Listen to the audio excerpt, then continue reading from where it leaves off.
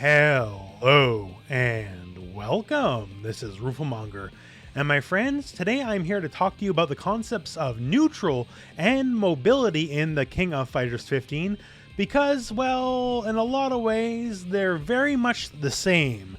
Your mobility, which is very unique to King of Fighters, is also a big part of the neutral. Unlike, say, a lot of other 2D fighters where the concept is, you're just both shimmying back and forth and kind of, hitting your buttons. While that's there a little bit, the dynamics of the game definitely change it up a lot. As I know, I can pretty safely beat most long-range pokes with one of my lows, because, well, that's just one of the aspects of the game. And say I know a low is coming, due to the fact KOF has so much air options with hops and all that kind of stuff, I can very just easily hop over and punish that, right? So there's a lot of layers of depth to it, so I'm going to cover everything. And let's start with all the kinds of jumps we have, because that's what makes KOF so unique compared to every other fighter. And understanding the air mobility in this game is the biggest part to making everything work. So every fighting game has the jump. That's easy enough. Some fighting games have super jumps where you move further up and farther. But, that's about it. King of Fighters has 4 kinds of jumps. We have the regular jump, we do have that super jump as well, and we also have hops where we barely leave the ground, which is the backbone of this game, and we have hyper hops where it's the same deal, except it's basically like a super jump version of a hop. So not quite a regular jump just yet, but more than the regular hop. So hops, hyper hops, jumps, super jumps. And all this informs how the game works and how you want to play. Like, say, Street Fighter. It's a classic example, right? When you're going for the big jump, that's, you're committing a lot because, you might get hit with an anti-air or something like that, or you get uppercutted or whatever, right? So you're in the air for a bit, you're leaving yourself vulnerable, but you get the big reward. In King of Fighters, it doesn't have to be that way. A hop can just be like a poke.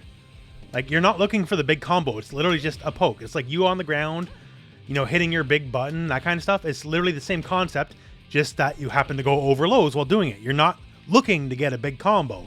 It's just a single attack. That's it. That's all. It's not the all or nothing concept it is in a lot of other 2D fighting games.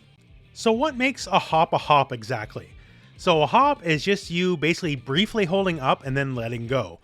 Very specifically here, since our handy little input display here shows exactly how many frames we hold stuff here, a hop is you hitting up for 4 or less frames. If you hold it for 5 or more frames, then you get a full jump. 4 or less, you get a hop. Now, how do you do this? Well, it's one of 2 ways. Either you just flick your thumb, like I'm playing on arcade stick, so I'm just flicking my thumb, and I get it, and then let's go. If you're on, say, a pad, same deal, just quickly tap the D-pad, and then you'll hop instead of a full jump. Conversely, if you don't trust yourself to just quickly let go, then you can just hold up and then immediately hold down. So the purpose of this is specifically to get your hand off up as fast as possible. The down doesn't actually do anything. It's just you physically moving your hand out of the way so you don't accidentally hold up as long as you can. That's it. That's all. So just quickly tapping up and you get your hops. So that's hops. Regular jumps, well, just hold up in whatever direction.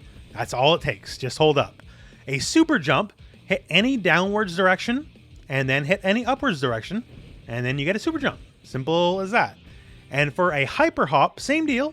Hit a downwards direction, and then do a hop. So once again, hit up for 4 or less frames. Okay, so now we know the basics, how mobility and jumping and all that stuff works. So here's the thing. There's a commonly held thing in King of Fighters, a little bit of a triangle. Specifically, good pokes. Good pokes beat attempted jump-ins.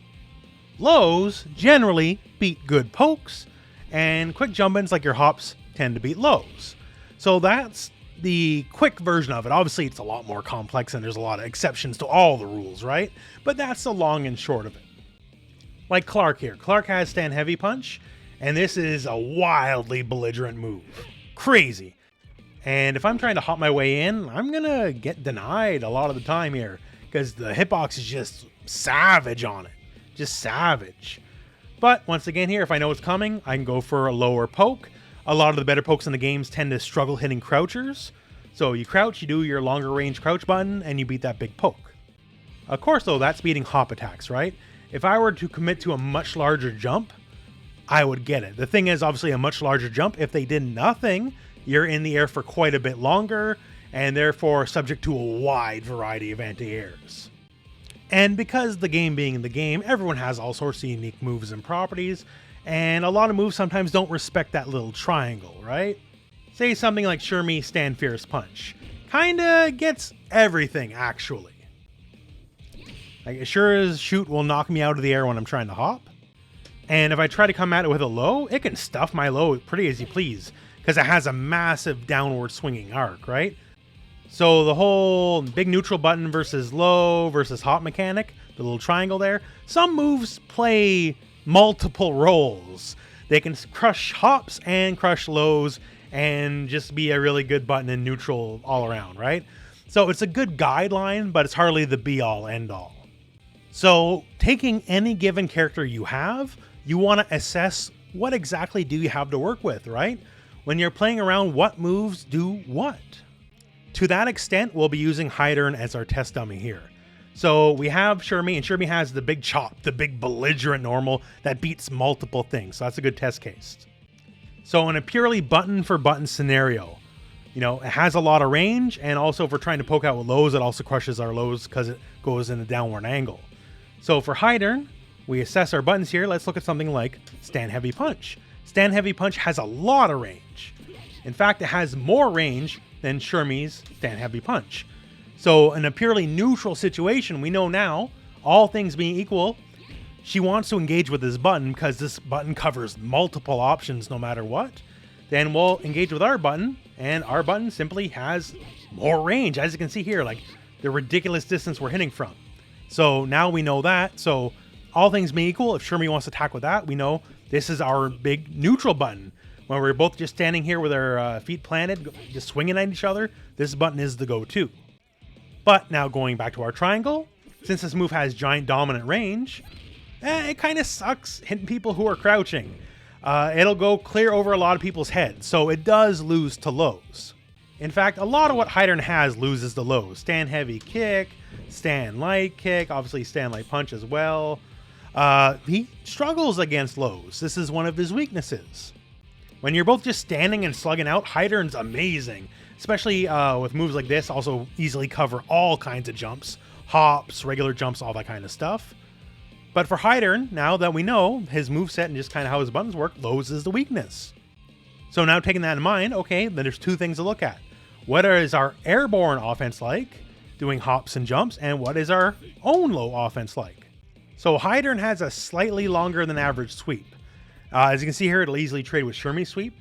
But the absolute tip of the move is just a little bit further out. So if you know people are going for lows nonstop and you don't want to risk jumping because it does carry an inherent amount of risk, you can use this move, basically keep people at the range of the move, and that will help stop them.